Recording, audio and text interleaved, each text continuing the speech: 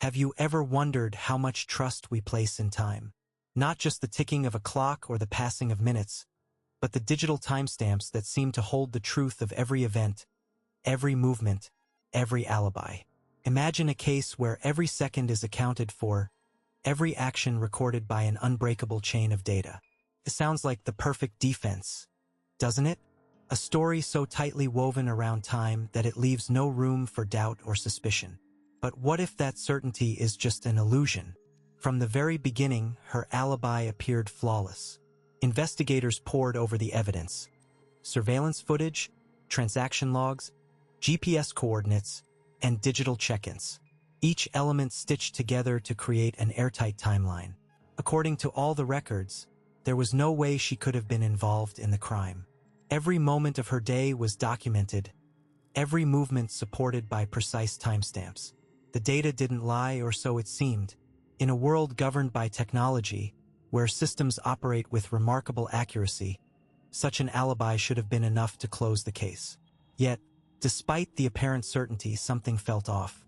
It wasn't a glaring mistake or a contradiction shouted from the pages of the report. It was subtle, almost imperceptible, like a whisper beneath the noise of overwhelming evidence. A single timestamp that didn't behave as expected. A tiny glitch in the matrix of time, small enough to be overlooked but precise enough to unravel everything. This wasn't a story of dramatic confessions or explosive errors. It was a quiet, almost clinical failure of timing, a second that refused to fit. Stay with me until the end, because what you're about to discover might surprise you. This case challenges the very foundation of how we understand truth in the digital age. When every moment is logged and every movement tracked, what happens when 1 second refuses to align? How does a meticulously crafted defense built entirely around time begin to crumble? As the investigation dug deeper, the flaw became impossible to ignore. What seemed like an unbreakable alibi was actually a house of cards, propped up by a single elusive second. This minute detail, hidden in the shadows of data streams and time-stamped records, forced everyone to ask the question no one wanted to face. Can time be trusted as the ultimate witness? The story that follows will take you through the intricate web of evidence, the patient unraveling of a timeline, and the surprising way in which 1 second turned the case upside down. It's a reminder that even in a world ruled by precision, perfection can falter. And sometimes the smallest detail can make all the difference. Let's delve into how this seemingly perfect alibi began to crack, revealing a truth that was hiding in plain sight. As the layers of the alibi started to unravel, it became clear that perfection was nothing more than an illusion meticulously crafted to mislead. The tiniest inconsistencies, almost invisible to the untrained eye, began to emerge like cracks in a once impenetrable facade. It was in those subtle moments, the overlooked glances, the barely audible hesitations, that the truth whispered its presence. This delicate dance between what was said and what was left unsaid became the key to unlocking the bigger picture. If this exploration into the fragility of perfection resonates with you, I'd love to hear your thoughts. Maybe you've experienced a moment where something seemingly flawless suddenly felt off, or perhaps you've been in a situation where a small detail changed everything. Sharing those experiences here helps us all connect and learn from each other.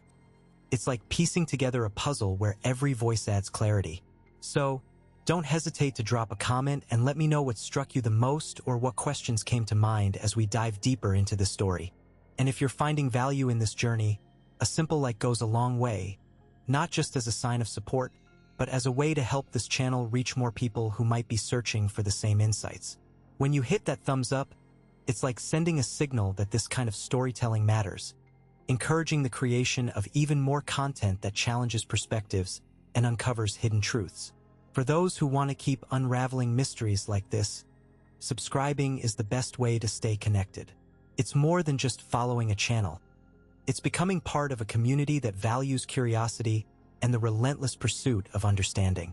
Your subscription tells me you want to keep exploring alongside me, and that shared commitment fuels the passion to bring you stories that matter. So, as we continue peeling back the layers of this perfect alibi, remember that your voice and support aren't just appreciated. They're essential to keeping this conversation alive and meaningful. The evidence seemed airtight. Every timestamp, every location log, every swipe of a card was neatly documented and cross-referenced. There was even video footage from the cafe where she claimed to have spent the afternoon, showing her entering and leaving within the exact time frame she stated. The digital trail left little room for doubt. It was as if someone had meticulously planned each step to create an unbreakable chain of proof, a fortress built to shield her from suspicion. Investigators initially found themselves nodding in acknowledgement of the thoroughness. The security systems, the employee logs, the credit card transactions all pointed to the same conclusion. The data was consistent, and no one who had been with her at the cafe or nearby remembered anything out of the ordinary. It wasn't just the presence of records, but their coherence that made the alibi persuasive. When every piece fits so neatly, it's rare for a detective to dig deeper, but this case was different. Something beneath the surface didn't sit right. Despite the apparent solidity, the lead detective couldn't shake a subtle unease. The alibi's perfection was almost suspicious. It was too precise, too flawless. Usually, when someone tries to forge a story, small errors or inconsistencies surface. An incorrect time, a misplaced person, a forgotten detail. Here, none of that appeared. Instead, the records showed a seamless narrative, as if someone had rehearsed the timeline repeatedly or had access to tools far beyond the average citizen's reach. It was this perfection that prompted a second look, a closer scrutiny of the supporting data.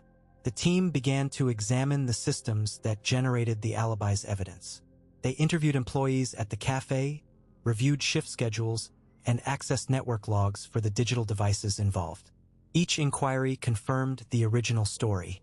However, the detective's suspicion grew when they noticed a peculiar pattern in the digital access logs. Some entries were timestamped with a delay of a few seconds, slight enough to be overlooked but unusual for a system designed to record events in real time. This discrepancy, though minor, suggested the possibility of tampering or at least manipulation. Digging deeper, the forensic analysts discovered traces of unusual network activity around the time the alibi was established. There were attempts to access system controls remotely, originating from an IP address that didn't match any authorized user. This revelation opened a new avenue of investigation. The alibi might have been fabricated or altered by someone with technical expertise and inside knowledge of the systems involved. The question shifted from, where was she?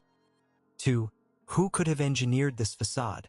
Meanwhile, the detective reviewed the statements of those who provided the alibi's foundation.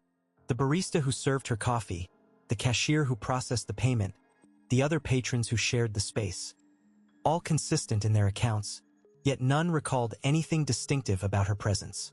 This uniformity, while initially reassuring, became strangely hollow.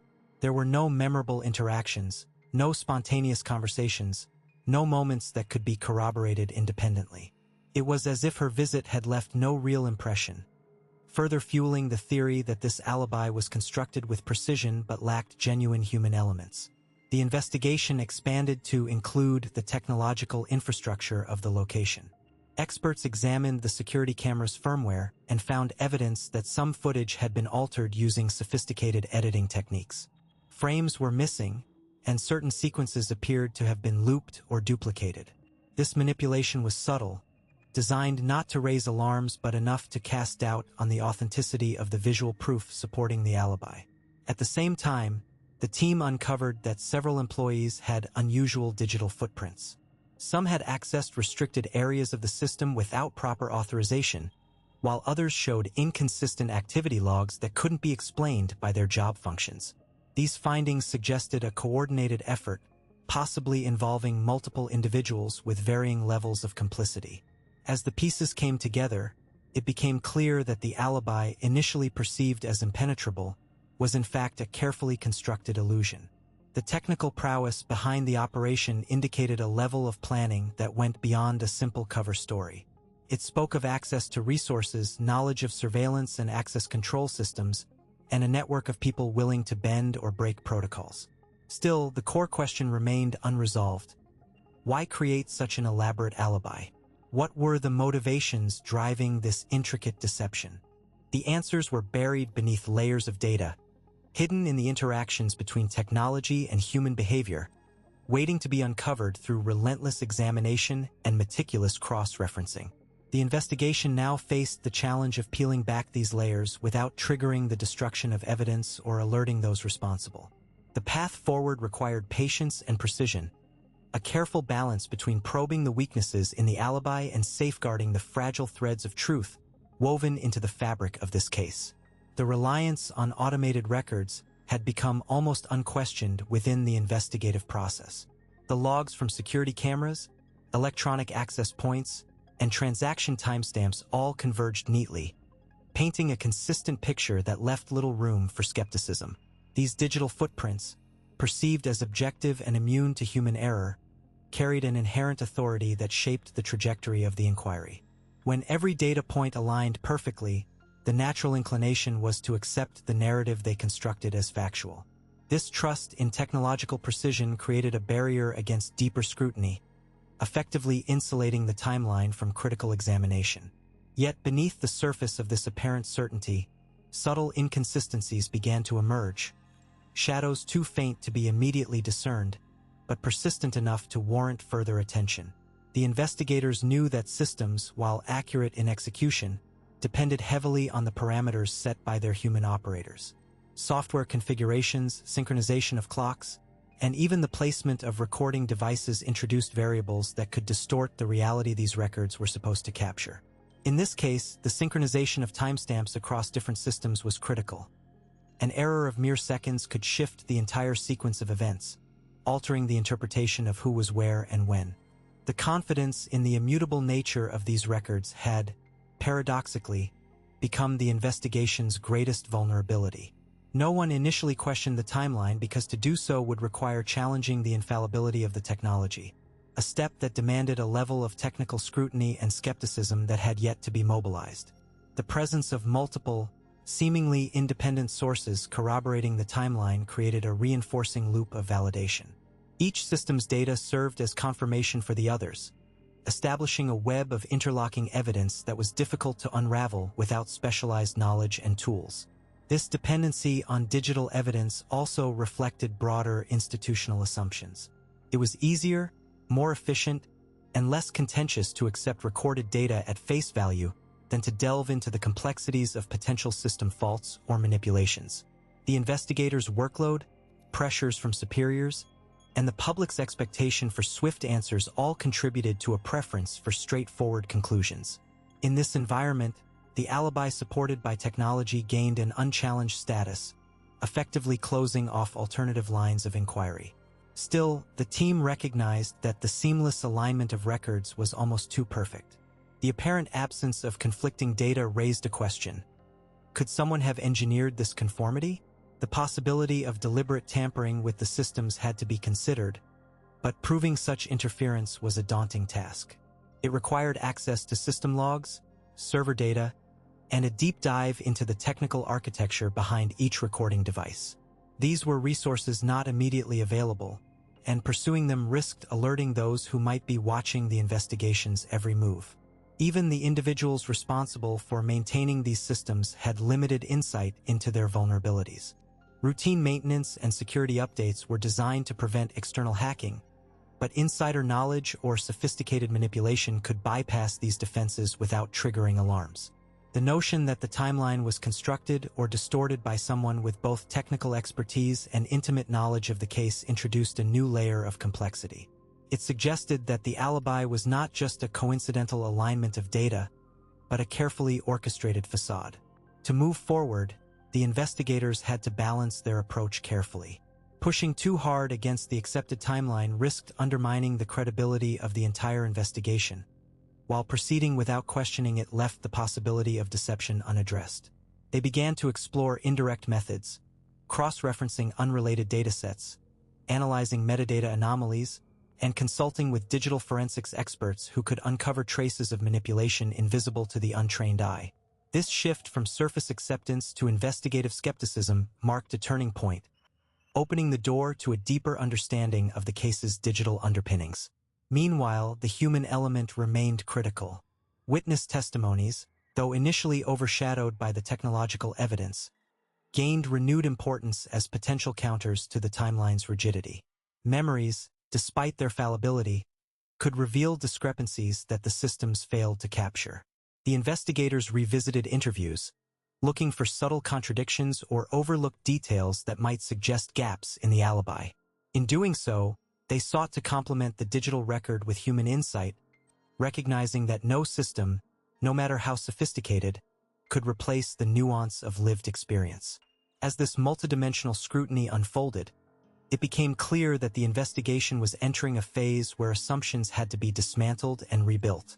The unquestioned acceptance of the timeline was giving way to a more cautious and nuanced perspective.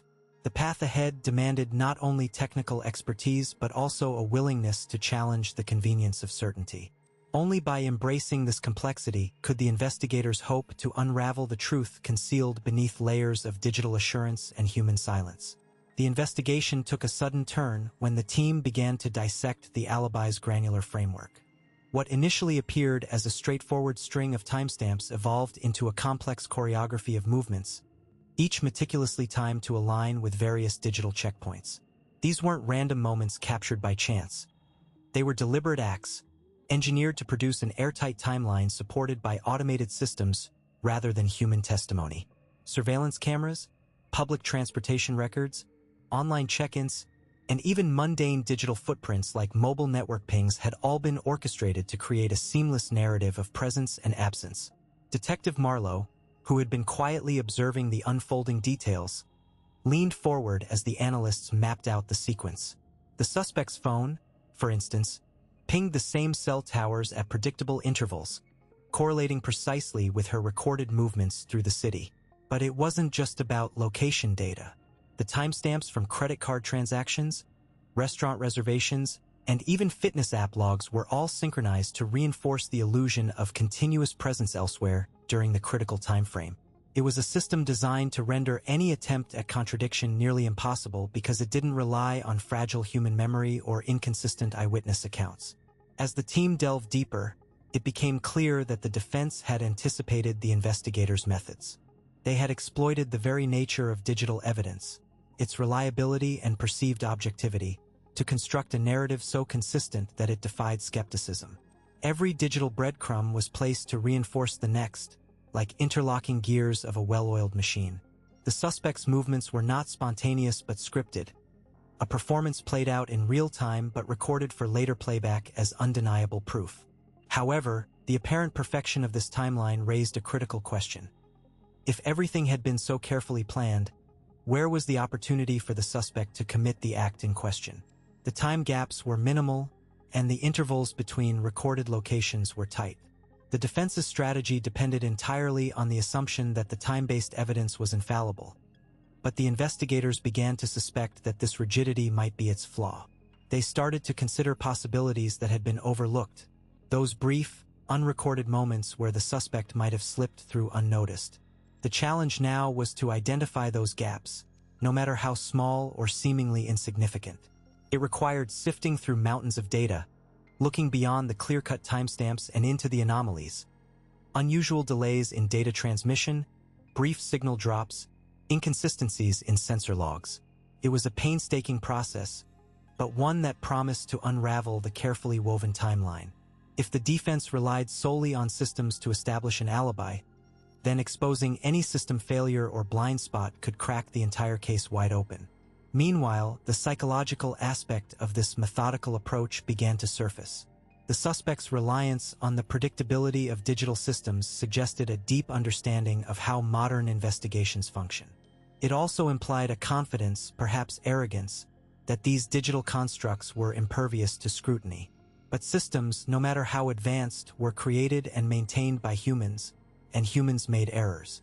The investigators focused on identifying those imperfections, convinced that somewhere in the data lay a discrepancy that might reveal what had truly happened. The team started correlating external data sources, traffic cameras not integrated into the usual networks, witnesses who might have glimpsed the suspect during windows not covered by digital records, and unconventional data points such as weather conditions that could affect signal reliability. The aim was to reconstruct a timeline that wasn't just a string of data points, but a narrative that could withstand the complexity of reality's unpredictability. In probing these margins of error, the investigation shifted from relying on the apparent infallibility of time-based evidence to embracing the nuances of its application. The digital alibi, once seen as unbreakable, began to show signs of vulnerability.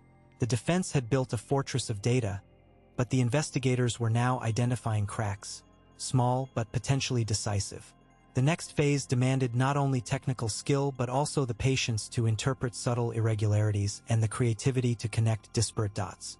The digital world, with all its precision, had introduced a new kind of complexity, where truth was not just recorded but constructed.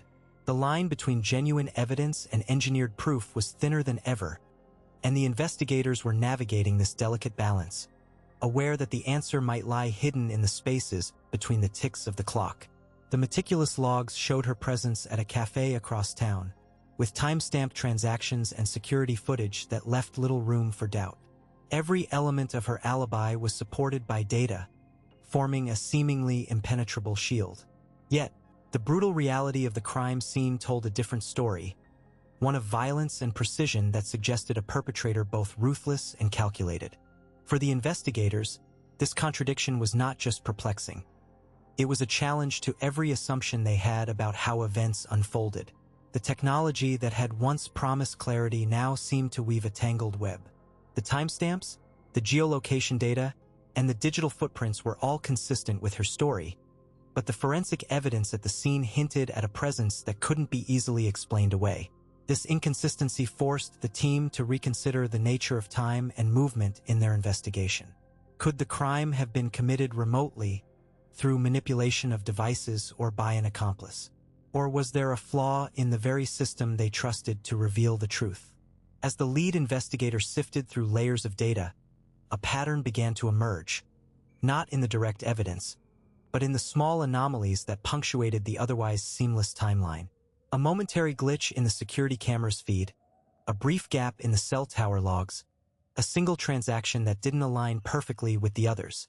Each discrepancy was minute on its own, but together they signaled the presence of something or someone that had slipped through the cracks. The team expanded their focus, delving into the possibility that the crime scene itself had been staged to mislead. If the physical evidence was deliberately planted, then the real perpetrator might be hiding behind the digital facade that had initially cleared her name. This line of thought opened up a new avenue, investigating those with the knowledge and means to manipulate both the physical and electronic elements of the crime. Among the suspects were individuals with deep technical expertise, familiar with the infrastructure that recorded every movement and transaction. Their access to systems and understanding of vulnerabilities presented a potential explanation for the otherwise unexplainable. The investigators knew they were dealing with a level of sophistication that transcended the usual criminal acts. This was a calculated orchestration designed to exploit the very tools meant to ensure justice. Interviews with witnesses and associates revealed subtle inconsistencies in their accounts. Not overt contradictions, but faint hesitations and shifts in tone that suggested awareness of details they shouldn't have known. The investigators began mapping relationships, identifying who might have had the opportunity and motive to engineer such an elaborate deception. Trust became a scarce commodity as alliances and rivalries surfaced beneath the surface. The forensic team revisited the crime scene with fresh eyes, searching for overlooked traces, microscopic fibers, residues, or technological artifacts that could betray the involvement of a third party. Advances in analysis techniques allowed them to detect elements invisible to the naked eye, revealing clues that challenged the initial conclusions. Each discovery added complexity to the narrative, blurring the line between innocence and guilt further. Meanwhile, the defendant remained composed, confident in the solidity of her alibi but increasingly aware of the shifting dynamics around her. The investigators' questions grew more pointed, probing not just her actions but her connections and potential vulnerabilities. The tension in the interrogation room reflected the broader uncertainty permeating the case, a conflict between what was recorded and what might have been concealed. Amid this uncertainty, the digital records themselves became a battleground. Experts were called in to verify the authenticity of the data, scanning for signs of tampering or fabrication. The integrity of the evidence was paramount, yet even the most thorough analyses could not entirely rule out sophisticated interference. The possibility that the crime had been concealed behind a veil of technological manipulation lingered, casting a shadow over every conclusion drawn. As the investigation progressed, the boundaries between reality and simulation blurred, forcing the team to question not only the facts but the frameworks they used to interpret them. The pursuit of the truth demanded a reconsideration of assumptions, an acknowledgement that in a world governed by data, appearances could be deceiving. Every lead, every anomaly, became a thread in a complex tapestry, weaving a story that was far from straightforward. The unfolding complexity underscored a critical reality. The crime that should not have been possible had, in some way, been executed. The challenge lay in uncovering how and by whom. With the timeline intact yet the truth elusive, the investigators found themselves navigating a labyrinth where certainty was a luxury and every answer raised new questions. The path forward required patience, precision, and a willingness to look beyond the surface of the records that once seemed infallible. As the days slipped by, the alibi remained unshaken.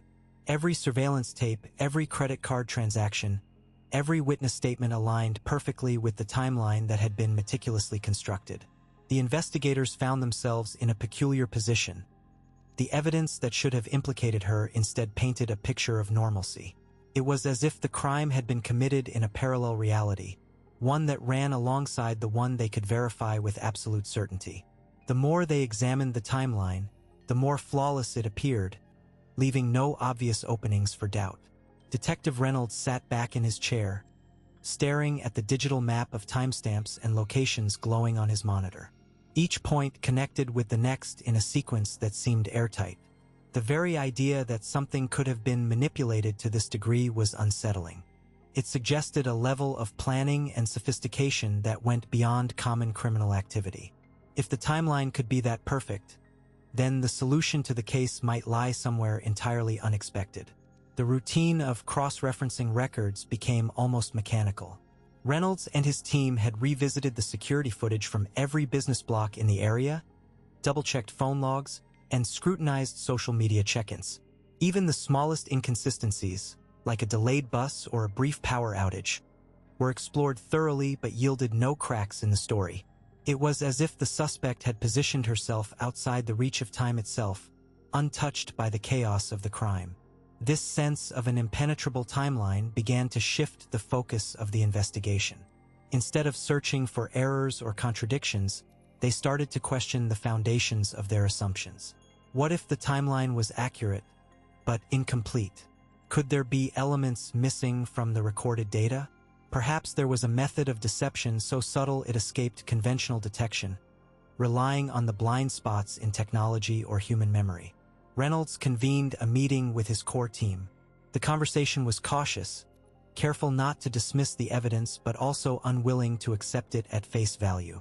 They debated the possibility of an accomplice, someone operating behind the scenes to orchestrate events in real time. Alternatively, they considered whether the suspect had exploited a loophole in the system, something that wouldn't show up in the digital trail, like manipulating someone else's identity or using a device that wasn't tracked. Yet, even as theories proliferated, the timeline itself remained a stubborn constant. It resisted every attempt to be dismantled. Investigators began to review peripheral details, the behavior of people around the suspect, subtle changes in routine, unexplained absences that seemed minor but might be significant. They interviewed individuals who had only tangential connections to the case, hoping that a casual remark or observation could shed light on the invisible threads linking the events. One particular lead emerged from this approach. An offhand comment by a taxi driver mentioned a passenger who had insisted on a route that didn't appear on any official record. The driver's recollection was vague, and the timing didn't seem to match any part of the established timeline. But it was enough to spark renewed interest. Could this detour be the key to unlocking the mystery? If the suspect had used an unregistered method of transportation or met someone briefly out of sight, it might explain the gap in the otherwise seamless sequence.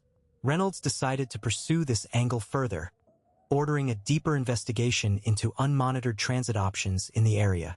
They looked into rideshare apps, private vehicle rentals, even informal networks operating under the radar. The challenge was immense. hundreds of potential interactions, each requiring verification. But the promise of uncovering a hidden link was too compelling to ignore. Meanwhile, the pressure mounted. The media had begun to lose interest as no breakthroughs emerged, and public opinion was shifting. The narrative was moving from suspicion to skepticism, and the urgency to solve the case was fading. For Reynolds and his team, this made the work harder. Without external momentum, the investigation risked stagnation, trapped in an endless loop of confirming a timeline that seemed flawless but refused to reveal its secrets. Despite this, the detective felt no choice but to press on. The case had already proven to be a puzzle unlike any before. Each layer peeled back only exposed more complexity. The timeline's perfection was both a barrier and a clue, a silent testament to the care and cunning behind the crime. Somewhere within that precision lay the truth, waiting patiently to be uncovered. The timestamp was tucked away in a log file no one had given a second glance. It was buried among thousands of entries, routine, mundane, and easily dismissed. The detective had come across it purely by accident while poring over the data once more, searching for any anomaly that might have been overlooked. It was a single entry that recorded a moment out of sync with the rest, a flicker in the otherwise seamless sequence. The time itself didn't contradict any of the established alibis, nor did it negate other pieces of evidence. It was just there, a solitary blip that seemed insignificant at first glance. But in a case where every second mattered, its existence demanded scrutiny. The timestamp was logged at 2:47 a.m., a time when the surveillance cameras had supposedly been offline for maintenance, and the suspect's whereabouts had been corroborated by multiple witnesses. It was a gap in the timeline that was assumed to be impenetrable. Yet here was this digital echo, quietly persisting, as if daring someone to question it. The detective leaned back in the chair, eyes narrowing. If this record was accurate, it meant someone had been somewhere they were not supposed to be, or at the very least, that the system registering the data was not infallible. The problem was, the system was the backbone of the entire investigation's timeline. Its reliability had been accepted without hesitation because it was designed to be tamper-proof, operating on encrypted protocols and redundant backups. Still, nothing was impossible. The detective decided to trace the origin of the timestamp. The data came from a network of sensors installed throughout the building's infrastructure: motion detectors, access card readers, and environmental monitors, all feeding into a central hub. Each sensor transmitted its data with its own internal clock, synchronized every hour to a master server. A minor desynchronization on any single node could result in a timestamp that was either prematurely registered or delayed. But the logs showed no signs of errors or communication failures. The network was robust, and the maintenance records confirmed no scheduled adjustments or interruptions during the night in question. The detective considered the possibility of a manual override, but no access had been logged to the system's control panel. The system was designed to flag even minor anomalies, triggering alerts that would have reached the security team immediately. Yet the timestamp persisted. Digging deeper, the detective reviewed the physical layout around the sensor that had registered the time. It was located near a service corridor, an area with restricted access and minimal foot traffic. The corridor connected the main lobby to the underground parking garage, a route rarely used after hours. If anyone had passed through at 2:47 a.m., it would have been unusual and potentially suspicious. The detective checked the access logs for that corridor and found nothing. No keycards swiped, no doors forced open. The cameras nearby had been disabled for maintenance, as previously reported, leaving a blind spot precisely where the timestamp registered activity. The perfect blind spot. This raised a troubling possibility. Was the timestamp the result of a ghost in the system, a phantom signal generated by a fault or interference?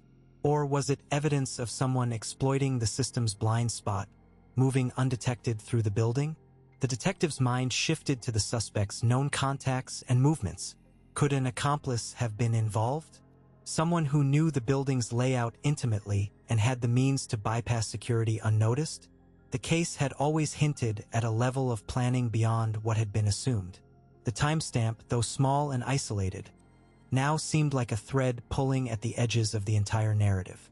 It was a crack in the veneer of certainty, a subtle indication that the timeline might not be as airtight as first believed. The detective's instincts told him that this was not a random glitch but a deliberate trace left behind, either by mistake or design. Re-examining the data, the detective noticed that the timestamp was recorded by a sensor linked to a network segment that had undergone a discrete firmware update several weeks earlier. The update was authorized but had passed without much attention. Firmware changes could alter the behavior of the sensor, potentially introducing delays or false positives. The detective requested the update logs and delved into the technical details. The change was minor, intended to improve energy efficiency. However, there was a brief window during the update when the sensor's internal clock reset momentarily. If the update process had been triggered remotely or at an unusual time, it might explain the out-of-place timestamp. But the update had been scheduled for daytime hours, and the installation logs confirmed it was completed well before the night of the incident. This meant that something else had caused the discrepancy. The detective turned to the possibility of external interference. Could someone have injected false data into the system? The network was supposed to be secure, but no system was impervious to infiltration. A skilled hacker could have manipulated the sensor outputs to create a false timestamp, sowing confusion and covering tracks. The detective considered the implications. If the timestamp was fabricated, it was a sophisticated ploy, one that suggested inside knowledge of the security infrastructure and the investigation itself. Someone was playing a deeper game, aware of the weaknesses and exploiting them with precision. Yet, if the timestamp was authentic, it meant the suspect, or an accomplice, had moved through the building at a time no one had accounted for, slipping through a blind spot and evading all security measures. Either scenario pointed to layers of deception that had not yet been unraveled. The detective sat back, the weight of possibilities pressing down. The timestamp was a small anomaly, but it had opened a doorway into new questions, new paths of inquiry. It was a key that might unlock a hidden dimension of the case, provided it was examined with care and patience. With the timestamp as a new focal point, the detective began to map out the next steps, aware that the path ahead was likely to become more complex before any clarity emerged. The discrepancy, subtle as it was, forced the team to reconsider the reliability of their entire timeline. Until that moment, the sequence of events had appeared airtight, each recorded incident fitting neatly into place like pieces of a carefully constructed puzzle. Now, that second-long anomaly introduced a fissure, one that threatened to fracture their understanding of what had truly transpired. The investigators found themselves grappling not only with technical uncertainties, but also with the implications of a deeper, more elusive irregularity. They revisited the original data sources, scrutinizing every log and timestamp with renewed skepticism. Each system had its own internal clock, and the synchronization between them was assumed to be flawless. Yet, the anomaly suggested otherwise. Some logs showed the event occurring just before the supposed timestamp, while others placed it just after. It wasn't a matter of human error in recording. The digital signatures bore no signs of tampering or manipulation. Instead, it seemed to be an inherent conflict in how the different systems processed time. The lead analyst proposed recalibrating the synchronization protocols, testing whether the clocks might have drifted in subtle ways during the critical window. This involved cross-referencing external time signals, such as those received from satellite systems and atomic clocks, to establish a more definitive temporal baseline.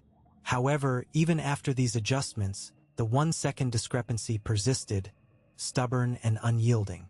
It was as if that second existed in a liminal space, neither fully accounted for nor entirely absent. Meanwhile, the detective began to consider the practical ramifications of this finding. If the timeline was unreliable even by a second, it could mean that key events might have overlapped or occurred in an unexpected order. The implications were significant. Witness statements depended heavily on the sequence of events, and alibis were constructed around precise moments. A single second shifted could either implicate someone previously thought innocent or provide a window of opportunity for someone to act unnoticed. The investigative team expanded its scope, looking beyond the digital logs to physical evidence that might corroborate or challenge the timestamps. Surveillance footage was examined frame by frame, with attention to details that might anchor moments in real time. shadows cast by streetlights, reflections in windows, or the movement of background pedestrians.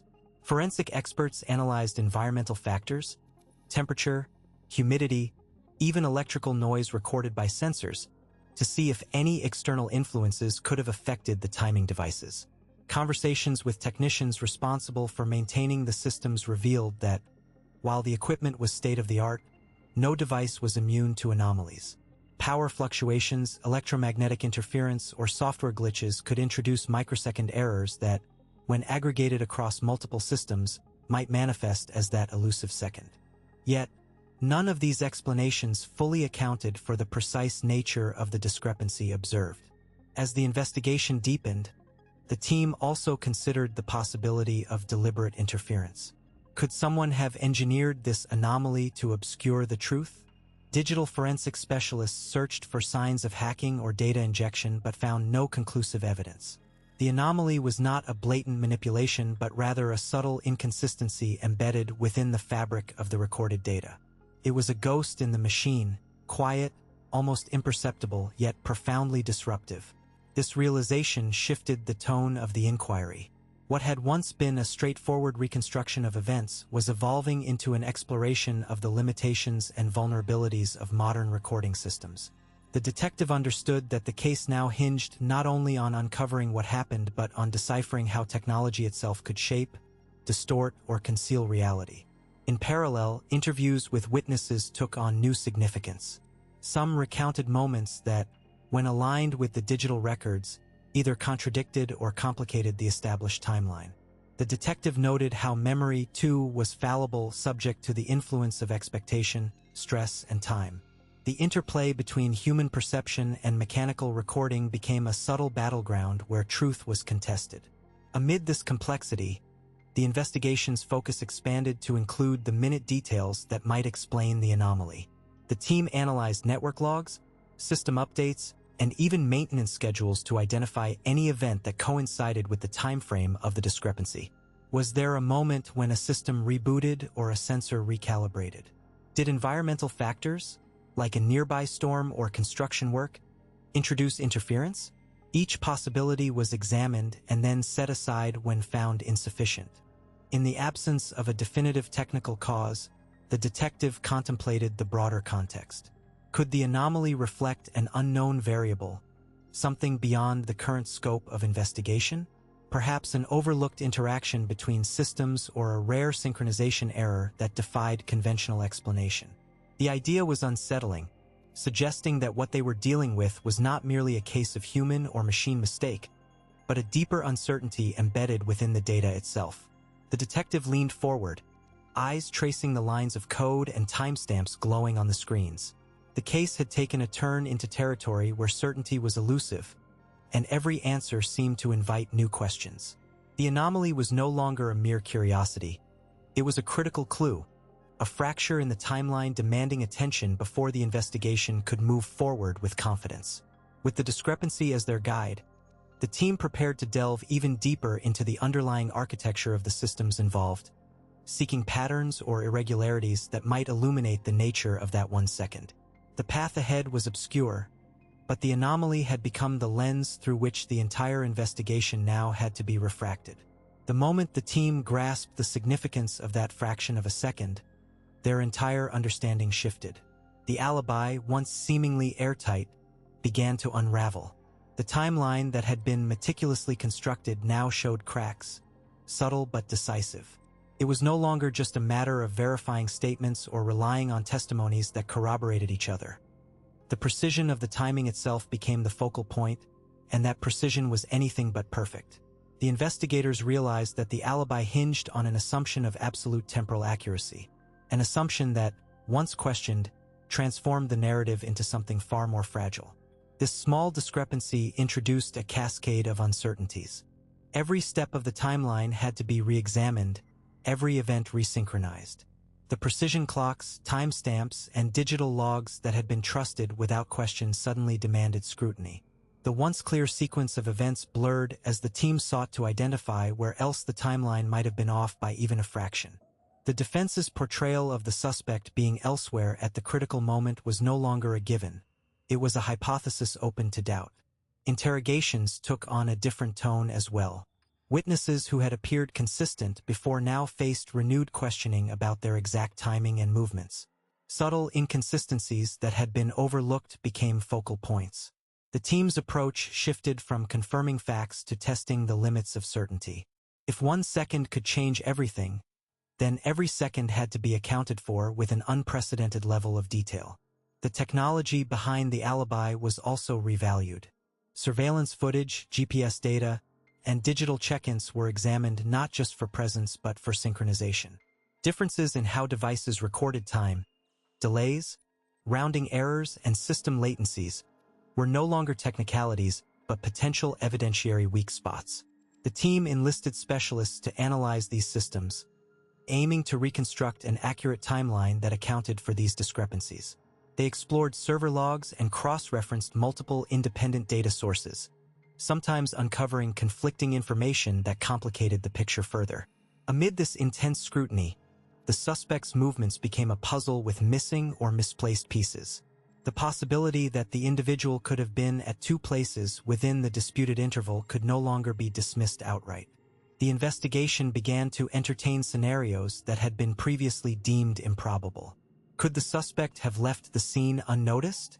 Could a misalignment of timestamps have masked movements that did not fit the original story? These questions displaced certainty with plausible doubt.